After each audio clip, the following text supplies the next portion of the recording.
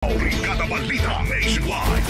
Kabrigada, isang magandang panimula ayon pa kay Senate President Jesus Escudero ang ginawang hakbang ng Pangulong Marcos na pag-uutos nito sa kanyang mga cabinet secretaries na maghain ng courtesy resignation.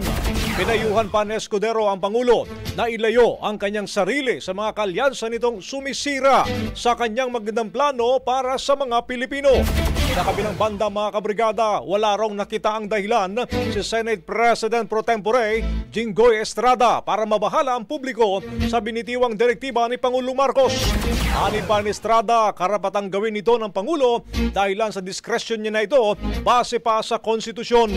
Samantala, minungkay pa ni Senate Minority Leader Coco Pimentel sa Pangulo na i-recruit ang mga individual na walang ambisyon para sa 2028 upang matiyak daw magiging objective at scientific ang mga ito sa kanilang trabaho. Brigada Balita Nationwide. Ang bahaging ito ay hatid sa atin ng Maxan Mangosteen Santon Coffee. Max Healthy, Max Sarap.